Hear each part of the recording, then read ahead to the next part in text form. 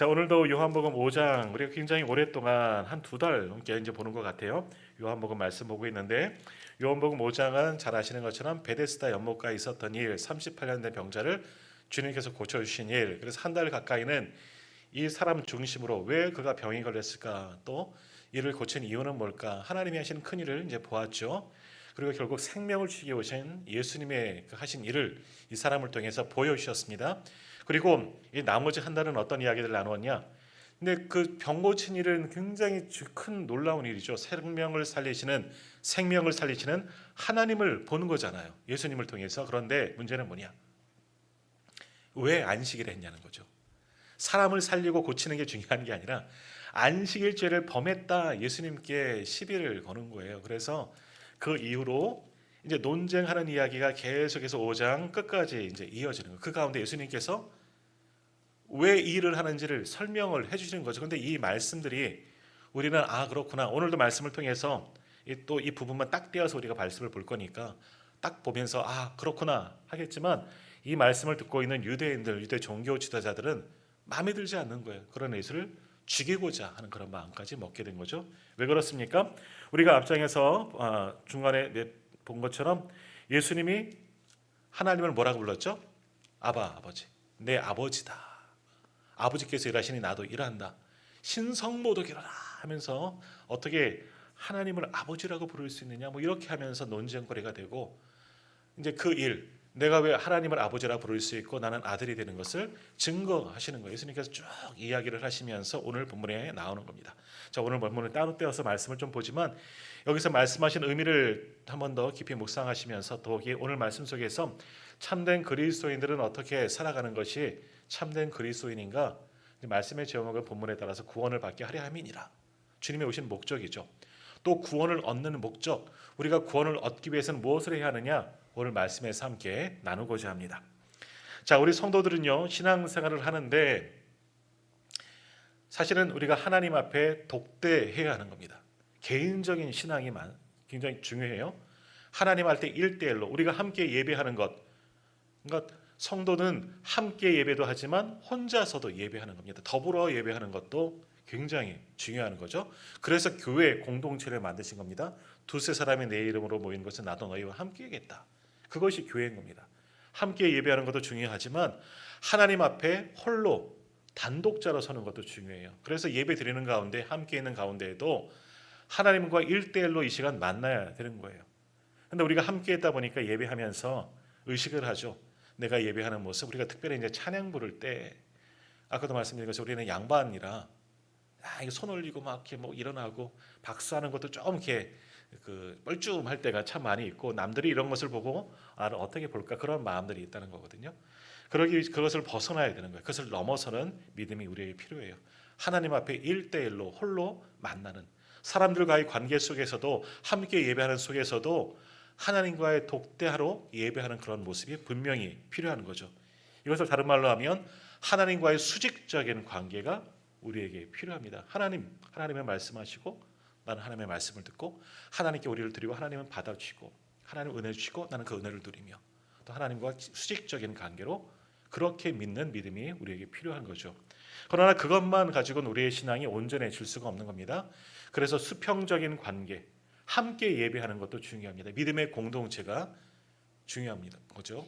그래서 하나님께서 교회를 만드신 이유가 그겁니다. 함께 믿음의 공동체에서 함께 예배하도록 수평적인 관계도 굉장히 중요한 겁니다. 그래서 올바른 그리스도인은 이 하나님과의 관계, 수직적인 관계도 중요하고 또 하나 수평적인 관계도 굉장히 중요하다. 그래서 십자가가 그것을 또한 표현해 주고 있는 거지요. 자, 그러면 우리는 어떻습니까? 하나님과의 수직적인 관계가 정말 올바로 세워졌습니까?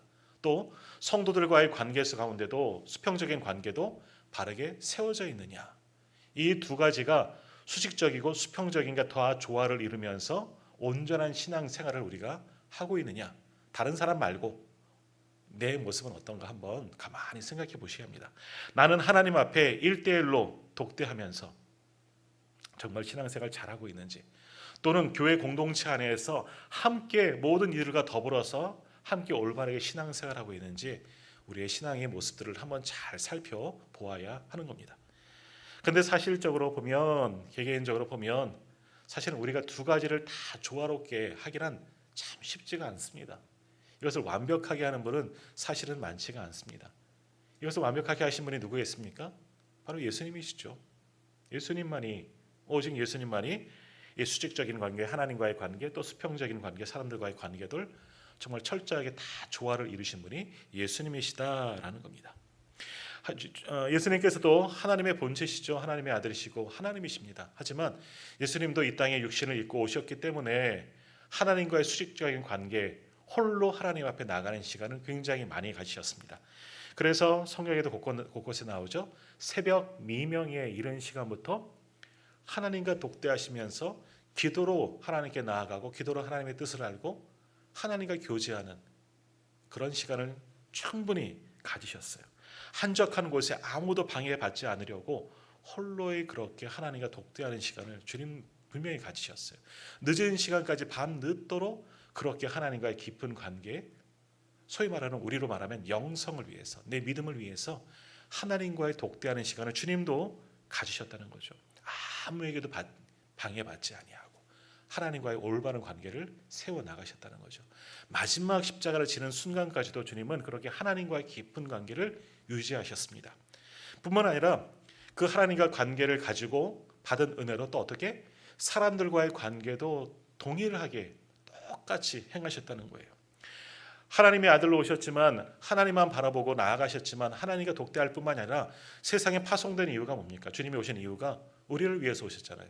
그래서 이 땅에서 사람들과의 관계 속에서 그들을 구원에 이르게 하고자 사람들과의 관계도 온전하게 주님이 다 행하셨다라는 겁니다.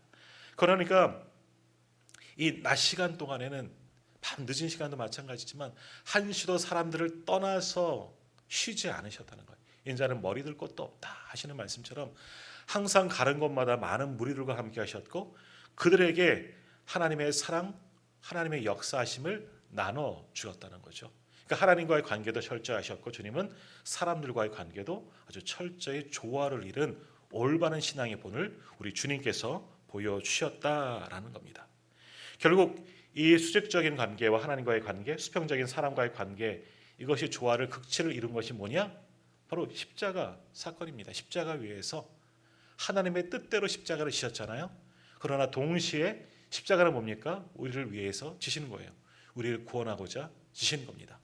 하나님의 뜻을 받들어 수직적인 관계로 그리고 인간을 구원하고자 수평적인 관계로 이 모든 것을 조화를 이룬 것이 십자가 사건입니다. 십자가가 바로 그러한 의미가 있는 거죠. 그러니까 주님은 정말 철저히 올바른 신앙의 모습을 우리에게 본으로 몸소 보여주셨습니다. 하나님과의 관계, 세상 속에서 사람들과의 관계도 올바르게 아주 조화를 이룬 그런 참된 신앙의 본을 우리에게 보여주셨다는 거죠. 그러니까 우리가 성숙한 그리스도인 되려면 그리스도의 장성한 분량에 이르자 우리가 말씀하잖아요. 그러기 위해서는 어떻게 하느냐? 예수님을 닮아가는 거예요. 그러기 위해서는 어떻게 해야 돼요? 나도 개인적으로 하나님과 독대하는 시간을 충분히 가져야 됩니다. 나의 영성을 키우는 시간, 하나님을 만나는 시간, 하나님께 기도하는 시간, 믿음으로 나아가는 시간. 지난주에 말씀 기억하십니까? 당신의 생명의 길에 풀이 자라났습니다. 하나님과 영성의 훈련이 되어지지 않으면 믿음이 벗어나는 거야. 내 기도의 길에 풀이 돋아나는 것처럼. 그러니까 하나님과 깊은 독대의 시간을 우리가 가져야 돼요. 그게 뭐 새벽이든 어떤 정한 시간이든 하루 가운데 나의 삶 가운데 하나님을 만나는 시간을 우리도 항상 가져야 된다는 겁니다. 그리고 뿐만 아니라 세상 속에서 살지 않습니까? 그렇다고 우리가 수도원에 들어가서 많은 수도사들처럼 다른 거 다 절제하고 하나님만 바라보지 아니하고 세상 가운데 세상 사람들과 어울려서 그들 속에서 그리스도의 빛을 바라면서 살아가기 때문에 세상 속에서도 사람들과 더불어 살아가면서도 그들과의 모든 관계 속에서도 하나님을 대하듯이 하나님께 하듯 죽게 하듯 많은 사람을 섬기며 사랑하고 특별히 복음을 전하는 그런 삶을 우리가 살아가야 한다. 그것이 바른 성도의 모습, 성숙한 그리스도인의 모습이 되어져야 한다라는 겁니다. 오늘 우리는 그렇게 살다가 지금 이곳에 왔느냐 한번 생각해 봐야 되는 거예요. 앞으로 우리의 삶은 하나님 앞에서도 거룩한 백성답게 세상 속에서도 구별된 성도답게 그렇게 수직적인 관계와 수평적인 관계가 조화를 이루면서 살아가야 하는 그리스도인이 되어져야 한다라는 거죠. 그래서 우리가 말씀에 이미 보았던 것처럼 한 율법사가 예수님께 나와서 가장 큰 계명이 뭡니까? 그래서 예수님께서 뭐라고 말씀하셨습니까? 내 마음을 다하고 목숨을 다하고 힘을 다하여 뜻을 다하여 주 너희 하나님을 사랑하라. 그것이 첫째 되는 계명이고 둘째는 뭐라? 그와 같으니 내 이웃을 내 몸과 같이 사랑하라. 하나님을 사랑하고 이웃을 사랑하는 것, 이것이 가장 큰 계명이요. 또 뭐라 그래요? 율법과 선지자의 강령이다. 이 성경의 말씀이라는 거예요. 율법은 구약의 율법을 이야기하잖아요. 선지자는 선지자의 강령은 선지서를 이야기하잖아요. 구약, 그러니까 성경을 이야기하는 겁니다. 하나님이 주신 말씀이 뭐냐? 하나님과의 바른 관계를 유지하고 세상 속에서 그 하나님과의 관계를 가지고 세상 사람들과 수평적인 관계 속에서도 참된 하나님 백성으로 살아가야 한다. 하나님을 사랑하고 그리고 사람들을 사랑하는 것. 이것이 참된 성도들의 모습이 되어져야 한다라는 겁니다. 그럴 때 하나님께서 기뻐하시고 하나님께서 인정받은 참된 성도로 우리가 거듭나게 되는 겁니다. 이것이 바로 구원받는 삶이다 할 수가 있는 거죠. 우리가 계속해서 말씀드리지만 구원받는 것은 어렵지 않습니다. 어떻게 하면 구원을 받습니까? 구원을 어떻게 받아요? 예수 믿으면. 너무나 쉬웠죠. 예수 믿으면 누구나 다 하나님이 세상을 이처럼 사랑하사 독생자를 주셨으니 누구든지 예수를 믿으면 멸망하지 않고 영생을 얻으리로다. 너무나 잘 아는 말씀이잖아요. 어렸을 때 주일학교에서부터 막 율동도 하면서 뭐 하나님이 세상을 꼬이네요 하면서 했던 것처럼 예수 믿으면 누구나 구원받지만 구원받는 자로 살아가는 것은 정말 쉬운 게 아니에요. 어려운 겁니다. 왜? 지금 나눈 말씀처럼 하나님과의 바른 관계를 회복해야 되는 거죠. 하나님 앞에 올바른 모습을 회복해야 되고 또 그 모습 그대로 세상 가운데 사람들과의 관계 속에서도 내가 그리스도인이라는 것을 잊지 않고 구원받은 자로 살아가는 것, 세상 속에서 실천하며 살아가는 것, 이것이 굉장히 중요하다라는 겁니다. 자, 그러면 우리가 그렇게 그리스도인, 참된 그리스도인이 됐다는 것을 어떻게 증거할 수가 있느냐라는 거죠. 어떻게 증거할 수가 있느냐? 사람들이 나에게 이 사람은 예수 잘 믿는 사람이야. 그러면 정말 우리가 참된 그리스도인일까요? 또 교회 와서 목사님에게 또는 중직자 장로님들에게 이분은요, 이 집사님은요, 이 권사님은, 이 성도님은요 정말 예수 잘 믿는 사람이에요. 그러면 그 사람의 믿음이 정말 훌륭한 믿음인가? 정말 그리스도의 장성한 분량에 이른 믿음인가 하는 겁니다. 결론부터 말하면 그럴 수도 있고 아닐 수도 있다는 거죠. 왜? 우리는 서로를 평가할 수밖에 없지 않기 때문에라는 거죠. 사람들이 하는 말로서는 우리의 믿음이 증명되지 않는다 하는 거예요. 오늘 본문에도 예수님이 그런 말씀들을 하셔요. 자, 오늘 보면 31절을 한번 보시겠습니까? 31절 제가 한번 좀 읽을게요. 31절 보시면 내가 만일 나를 위하여 증언하면 내 증언은 참되지 아니하되 라고 말씀합니다.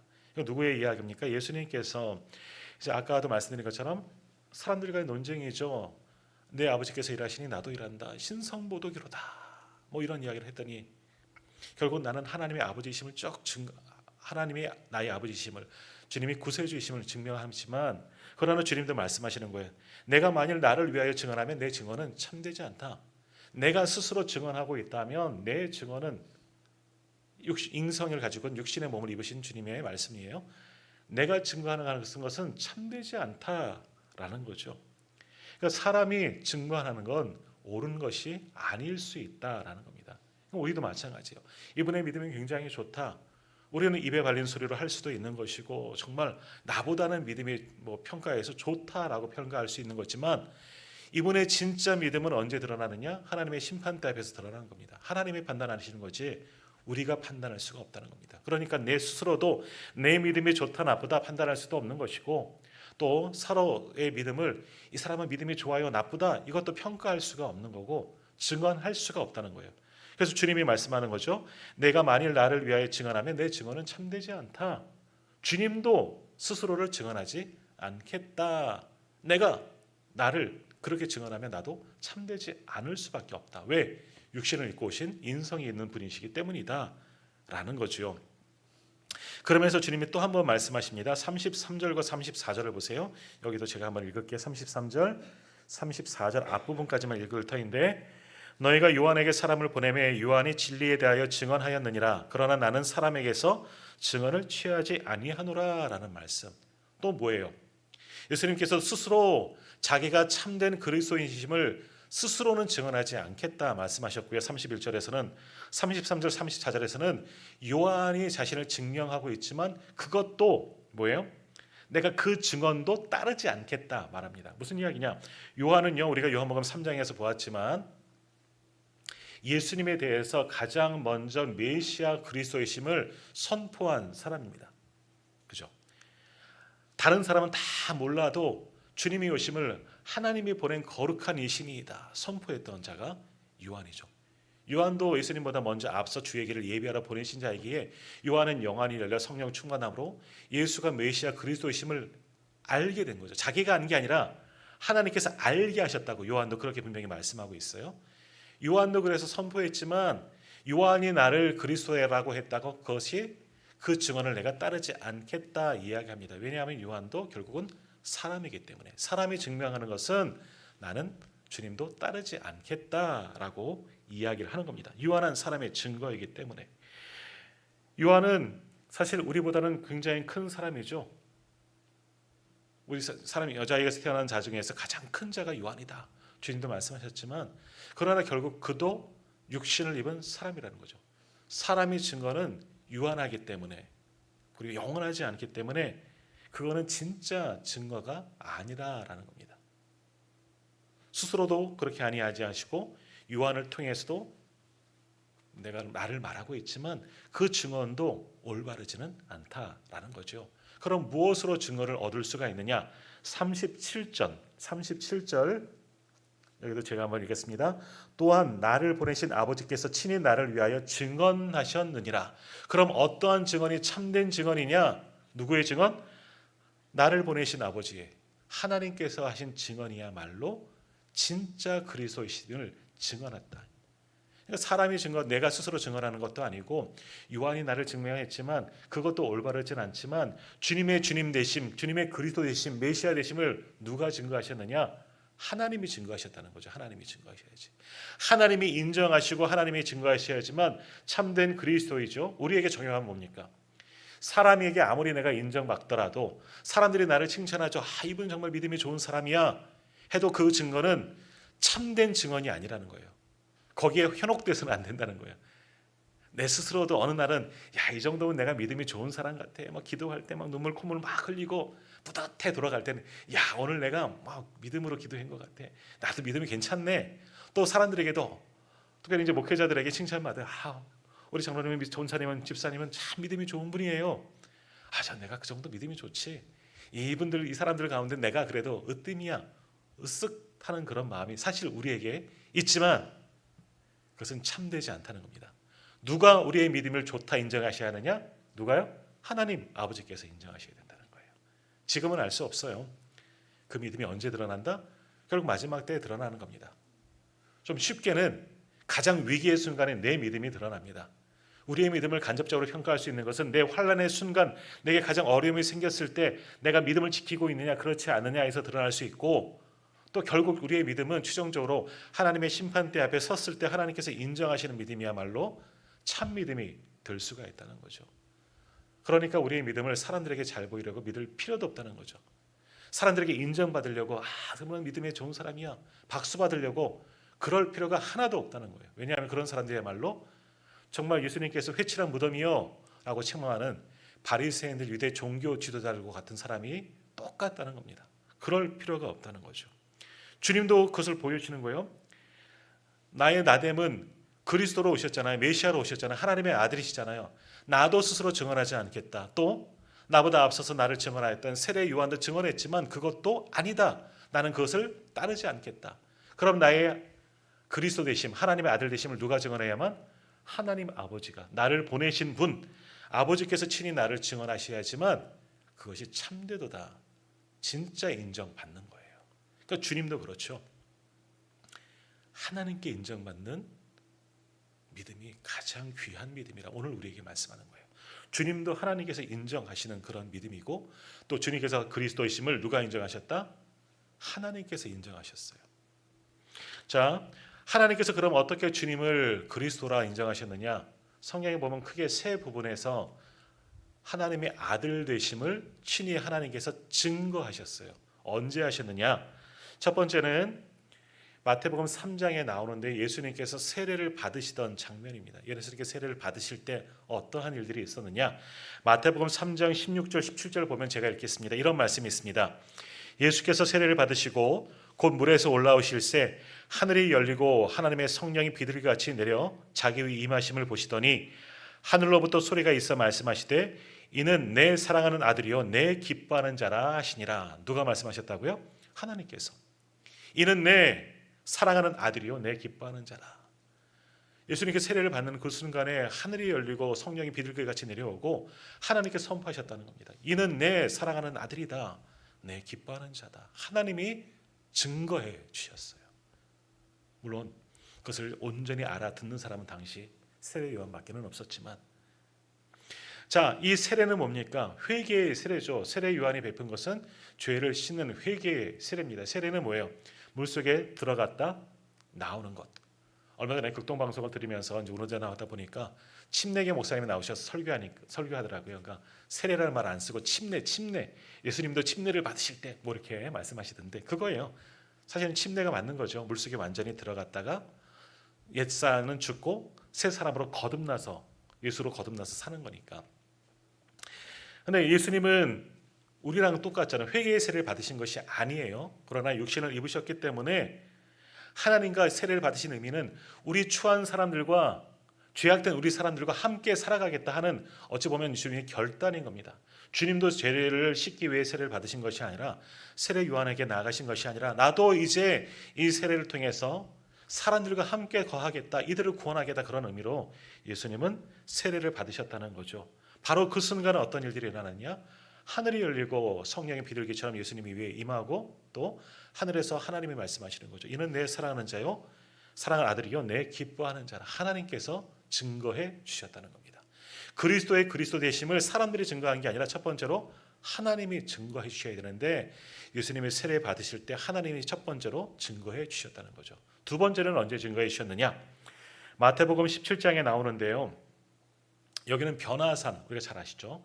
십자가를 앞에 두고 변화산 사건 때 한 번 더 증거해 주셨습니다. 마태복음 17장 5절에 보면 말할 때의 호련히 빛난 구름이 그들을 덮으며 구름 속에서 소리가 나서 이르되 이는 내 사랑하는 아들이요 내 기뻐하는 자니 너희는 그의 말을 들으라 하시는지라. 변화산 그곳에 이제 베드로와 요한과 야고보 셋 제자를 데리고서 나서 기도하실 때 어떤 일들이 있었습니까? 갑자기 놀라운 현상이 나타나는 겁니다. 그때 누가 있었어? 예수님 혼자 계시는 것이 아니라 모세와 엘리야가 함께 예수님과 대화하면서 광채가 나고 베드로가 비몽사몽간에 이거 보고서 깜짝 놀라서 뭐라고 하죠? 주여 여기가 좋사오니 여기 초막셋을 짓고 우리가 함께 삽시다. 내려가지 마시고 여기는 천국과 같사오니 여기서 초막셋을 짓고 우리가 함께 삽시다. 잠에 취해갖고 정신없이 한 소리인 겁니다. 바로 그럴 때 베드로는 내려가지 말자는 거예요. 왜? 내려가는 곳은 어떤 곳이냐? 세상 사람들이 죄악이 가득한 곳이라는 거죠. 그곳에 내려가지 말고 모세와 엘리야가 있는 거룩한 곳 이곳에서만 머뭅시다. 하나님과 더불어 삽시다. 하나님의 거룩한 사람들 모세와 더불어서 영원히 좋은 천국과 같은 곳에서 우리끼리 삽시다 하는 이야기죠. 그러나 주님은 어떻게 하셨어요? 그곳을 버리고 베드로의 말과는 상관없이 세상으로 내려갔어요. 왜? 세상에 가서 그들을 위해서 사는 것이 주님의 맡기신 사명이기 때문에, 하나님이 주신 뜻이기 때문에. 그때 어떤 일이 있었냐? 바로 똑같은 세례 받을 때와 똑같이 말씀하셨어요. 이는 내 사랑하는 아들이요 내 기뻐하는 자니 너희는 그의 말을 들을지어다. 내 아들이다. 내 기뻐하는 자 너희는 그의 말을 듣고 나가라는 거죠. 세상 속으로. 여기 머무는 것이 아니라 너희가 있어야 할 곳은 세상이라는 겁니다. 왜? 예수님은 세상을 구원하러 이 땅에 오셨기 때문에. 하나님의 또 한 번 예수님의 예수님 되심을, 하나님의 아들이요 그리스도 되심을 증거하셨다는 겁니다. 그렇게 하나님께서 예수님의 그리스도 되심을 두 번째로 증거해 주셨습니다. 또 마지막 세 번째는 언제 증거하셨느냐? 요한복음 12장 말씀입니다. 여기는요 예루살렘 입성하시는 날이에요. 물론 공관복음, 마태, 마감, 누가 복음에 보면 거의 십자가를 지시기 일주일 전에 처음 예루살렘에 입성하셨지만 요한복음에는 3번 예루살렘에 올라갔다 이렇게 하시거든요. 그래서 예루살렘에 입성하실 때 사람들이 우리 종려나무 가지 흔들고 호산나 할 때 그때 증망하셨어. 우리 권사님들 이거 흔드시다가 막 찔리기도 하셨는데 그때 하셨다는 거죠. 요한복음 12장 27절 28절에 보면 이런 말씀이 있습니다. 지금 내 마음이 괴로우니 무슨 말을 하리요? 아버지여 나를 구원하여 이 때를 면하게 하여 주옵소서. 그러나 내가 이를 위하여 이 때에 왔나이다. 아버지여 아버지의 이름을 영광스럽게 하옵소서 하시니 이에 하늘에서 소리가 나서 이르되 내가 이미 영광스럽게 하였고 또다시 영광스럽게 하시리라 하고 그리스도 되심을 인정하셨다라는 겁니다. 사람들은 예수님이 예루살렘에 입성하는 것을 보고 이제 왕으로 오셨구나. 이 로마의 압제로부터 우리를 구원할 다윗의 후손으로 오신 왕이요 하면서 주님을 열렬히 환영하겠지만 주님은 예루살렘 오신 이유가 뭡니까? 십자가 하나님의 뜻을 붙잡고 오셨다는 거죠. 사람들은 왕으로 추대하고 하지만 예수님은 그게 아니라는 거죠. 오히려 괴롭다는 거죠. 십자가를 앞에 두셨기 때문에. 그때 주님 하나님께서 말씀하신 겁니다. 내가 이미 너를 영광스럽게 하셨고 영광 또다시 영광스럽게 하리라. 결국 이 십자가를 통해서 너를 영광스럽게 인정하셨다는 거죠. 그러니까 이 3가지 말씀을 통해서 하신 말씀은 뭐냐? 주님의 그리스도 되심을 누가 인정해야 하지만 하나님이 인정하셔야지만 참된 그리스도인이 되는 그리스도가 되신 것이고 그것이 나의 주님의 말씀 스스로도 사람들로도 인정하는 것이 아니라 하나님께서 증명하셨기 때문에 주님이 그리스도이심이 증거되어졌다 하는 겁니다. 그리고 그렇게 증거하신 이유가 뭐냐? 하나님께서 예수님을 그리스도로 하나님의 아들로 증거하신 이유가 뭐냐? 바로 오늘 본문인 겁니다. 구원을 받게 하려고, 우리를 통해서 구원을 하려고. 자, 34절 말씀 우리 한번 같이 읽어보도록 하겠습니다. 34절입니다. 그러나 나는 사람에게서 증언을 취하지 아니하노라. 다만 이 말을 하는 것은 너희로 구원을 받게 하려 함이니라. 아멘. 하나님께서 예수 그리스도를 하나님의 아들 그리스도 메시아로 증거하시는 이유는 뭐냐? 결국 하나님의 아들이시지만 이 땅에 오셔서 우리를 구원하게 하려고 이곳에 오신 분이 메시아로 오신 그리스도 오신 주님이다. 예수다. 이것을 하나님께서 증거해 주셨다는 겁니다. 이 말씀하시려고 앞에서부터 긴 논쟁을 하신 겁니다. 내가 누구냐? 사람들은 예수님을 하나님을 아버지라 모독했다는 이유로 신성 모독죄로 죽이려 하였지만 그러나 자신을 증거하신 분이 누구냐? 하나님 아버지라는 거죠. 사람이 증거하는 것도 필요하지 않고 나도 나를 스스로 증거하지 아니하고 세례 요한의 증거도 나는 따르지 않지만 나를 그리스도로 증거하는 분은 누구냐? 하나님 아버지시다. 하나님께서 나를 왜 그럼 보내셨느냐? 나를 왜 그리스도라고 증거하시느냐? 결론이 뭐예요? 바로 34절 끝에 너희로 구원을 받기에 함이니라. 너희를 구원하기 위해서 하나님께서 나를 보내셨다. 이 말씀하시려고 이 긴 사건과 이 말씀들을 주님께서 하셨다는 겁니다. 결국 베데스다 연못가에 있었던 이 일들을 통해서 주님께서 말씀하시는 것은 뭐냐? 하나님은 생명을 살리기를 원하셨고 그 뜻을 붙잡고 오신 그리스도가 누구다? 예수님이시라는 거죠. 자신이라는 거죠. 그래서 하나님께서 증거하셨고 왜 오셨느냐? 결국 우리를 구원하시려고, 우리를 살리려고 이 땅 가운데 오셨다. 이것을 지금 말씀하는 겁니다. 자, 이 말씀 오늘 우리에 비추어 보면 우리가 이 땅을 살아가는 것은 뭐냐? 우리는 그리스도인으로 이 땅을 살아가야 한다는 겁니다. 그러나 우리 그리스도인은 내가 성도요, 거룩한 성도의 그리스도인이라는 것은 우리 스스로 증거할 필요가 없이 하나님께 인정을 받아야 된다는 거죠. 아까도 드린 말씀처럼 내가 믿음 좋다고 내가 믿음 좋은 게 아니에요. 다른 사람들이 목회자나 우리 중직자들이 인정을 해도 그래서 내가 믿음이 좋은 게 아니에요. 내 믿음 좋은 거는 누가 판단하신다? 하나님만이 판단하셔야 돼요. 하나님께서 다 아시는 거예요. 그러면 왜 우리가 믿음 좋은 것을 통해서 어떻게 되냐? 결국 그것을 통해서 우리도 구원받고 우리가 구원하는 일에 쓰임받기 위해서 우리에게 굳건한 믿음을 주시려고 주님이 오셨고 그렇게 우리를 사용하시는 겁니다. 그러므로 오늘 우리도 하나님 앞에서 1대1로 귀한 믿음을 쌓고 그리고 더불어 함께 살아가면서 우리도 참된 그리스도인으로 주님께서 주신 사명 붙잡고 이 땅을 구원하는 일에 우리가 쓰임 받아야지만 참된 하나님의 사람, 참된 그리스도인이 될 수 있다 하는 것이 이제 오늘 본문의 말씀입니다. 그러므로 오늘 우리 성도님들은 어떻게 살아가야 하느냐? 먼저는 하나님 앞에 신실하게 살아가야죠. 독대하면서 내 영성을 쌓고 하나님께 기도하고 말씀으로 묵상하면서 하나님의 뜻을 붙잡고 살아감이 필요합니다. 내 스스로의 신앙을 쌓아가야 되는 거죠. 믿음을 쌓아가는 거죠. 그리고 세상 속에서도 그 믿음을 가지고 세상 가운데 함께 살아가면서 그들에게 주님의 복음을 힘써 증거하는 삶을 살아야지 진정한 그리스도인의 삶을 우리가 살아갈 수 있는 것이고, 그렇게 살아가는 사람들만이 바로 하나님께 인정받는 믿음의 사람이 될 수가 있다는 겁니다. 그런 사람들에게 나중에 하늘나라의 상급과 면류관이 준비되어지는 겁니다. 그러니까 오늘 우리는 이 땅을 살아가면서 사람들에게 인정받으려고 사람들 앞에서만 신앙 있는 척 하는 것이 아니라 하나님 앞에서 코람되어죠. 하나님 앞에서 신실한 그리스도인으로 단독자로 설 수 있어야 합니다. 이곳에 아무도 없고 하나님과 단둘이 만났을 때 어떻게 당당하게 서실 수 있습니까? 얼마나 부끄럽겠습니까? 그러나 그때 하나님과 단독자로 섰을 때에도 부끄럽지 않게 내 믿음의 진보를 우리가 이루어야 합니다.